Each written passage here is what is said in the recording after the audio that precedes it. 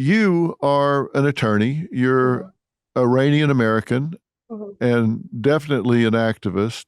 mhm. You have really strong opinions that I want you to share with us Okay.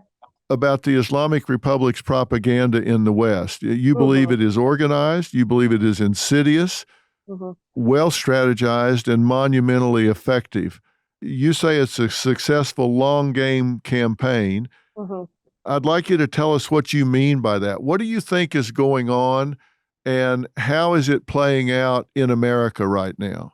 So when I say that, we have to kind of start at the beginning in 1979 when the Islamic Revolution took place in Iran. And just as an aside, that revolution looked very much like some of the protests that we're seeing here today. It was anti-Western, anti-imperialist, anti-elitism, all of this kind of like Marxist Islamist ideologies, right?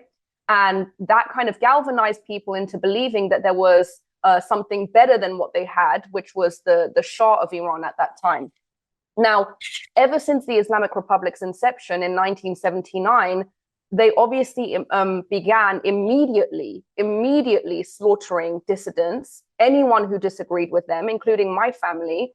But what's really important about this is that this could not have gone on without a strategy to hide, to conceal what they were doing from the world. Okay, they could not have been transparent about the number of executions, the rate and extent of the terrorism. That simply wouldn't have worked. So over the past 45 years, this regime has become extremely adept at high level manipulation. High level manipulation, lies, concealment. And in harboring these tactics over the years, which Iranians have been fighting tooth and nail to show to Western governments, this is what is happening. Okay, they've been doing this in Iran and they're trying to bring it over here to the West. And nobody paid attention until 45 years later, when every one of us is now seeing these effects in the streets of America. So they invested over time. Both the Islamic Republic, Qatar, other Middle Eastern countries started funneling this money into Western academic institutions. Not only do they funnel money into these academic institutions, but they actually have agents. They have agents working as professors in these institutions. And I'm not just speculating. When I say agents, I'm saying that there have been court cases where American courts have determined that these people are operating as undisclosed agents of the Islamic Republic. They are in the Pentagon, they are in Washington, they are in your academic institutions. And all of them are indoctrinating young people to believe this kind of, I call it terrorist inclusion ideology, which is this extreme, radical left-wing Marxist Islamist ideology. And so that has been taking place for a number of years. And that is exactly why on October 7th, you had not just students celebrating October 7th, but professors themselves. That's why you had them chanting, telling Jews to go back to Poland. I mean, this is unbelievable that this type of action has no consequence. Let me unpack that for a minute because Okay. I know what you're talking about. People can fact check this, Yes. and I invite them to do that. We're talking as far back as the 90s, right? We're talking as far back as the 90s, where some of these individuals have been actually identified, arrested, and tried in federal court. Some of them in Texas. Mm-hmm. They've been tried in federal court and sentenced to as much as 65 years in prison. Mm-hmm. Talk a little more about that, who we're talking about, what they were charged with, and how this went down. Well, I was talking about, I'm not sure who specifically you're talking about, but um, the what I was talking about was that we had, so basically the regime has its lobby in Washington, and that lobby is NIAC. They're NIAC, NIAC is what they're called. There was a Right, court case in 2008 where they were accused of being agents of the regime. right. They sued the person who made that accusation for defamation. They ended up in court, and the court subpoenaed the computers that NIAC was using and found 4,000 unreported exchanges between NIAC and the regime's foreign minister at that time, Javad Zarif.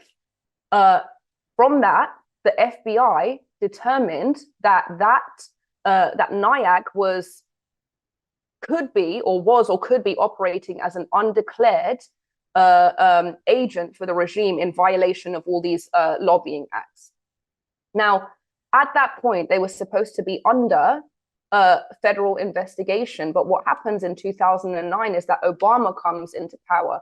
And what Obama does, because he himself also had this desire to engage in diplomatic relations with the Islamic Republic, is that he actually appoints NIAC to be his advisor for Iran in the White House. What that led to is Obama getting into this nuclear deal with the regime, the JCPOA in 2015, where they unfreeze $150 billion, okay, $150 billion to this regime. Now, what's important is that at that exact moment, the people of Iran, they were engaged in a different revolution, which was called the Green Revolution, which looked just like this Women Life Freedom Revolution. And they were on the cusp of taking the regime out. But then Obama comes in, gives them $150 billion, being advised by their lobby here in the White House. And now, all of a sudden, the regime is empowered again, and the brutal crackdown of the protesters happens again, and the regime lives to see another day. Define for the listeners and the viewers NIAC.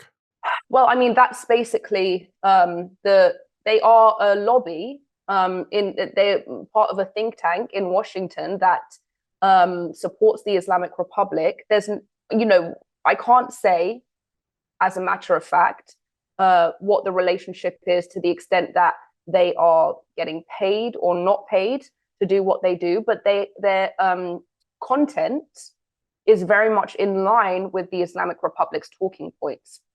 But it's presented. Okay, so this is what's crucial. When some of those exchanges were revealed, one of the main strategies that came out of that was this determination that the Islamic Republic, through that lobby, NIAC, they were going to target the Western left. And they were going to target the Western left with this ideology of anti-war and anti-imperialism and Islamophobia. So the grand design of this plan was that anybody who would criticize the Islamic Republic would be accused of being Islamophobic, right? And that is how the left suppresses Iranians or just anybody from criticizing the Islamic Republic because of this term Islamophobia, right? The other thing that they did was that they planned to target Western leftists who have this kind of like anti-imperialism ideology and frame the Islamic Republic as being a victim of the West, right? A victim of Western imperialism. Now, when you ask any of these people, can you explain what you mean by Western imperialism in Iran? Not a single person will be able to give you a response because there's no such thing. There has been no Western imperialism in Iran for the past 45 years. The entire thing is a fabrication. But that's what they're selling on both ends. That's what they're selling in America. That's what they're selling in Iran. Correct. But the reason why the Iranian people, so this is another thing they do, especially the ultra-left Western media, they suppress the reality of what's happening in Iran. The Iranian people are against the regime. They will not show the protests that show how against the regime they are. They will not show that they're celebrating at the death of President Raisi. They won't show any of those things because they don't want the world to see that the Iranian people are against the regime, because they want to keep up this illusion that there's actually support for this, right?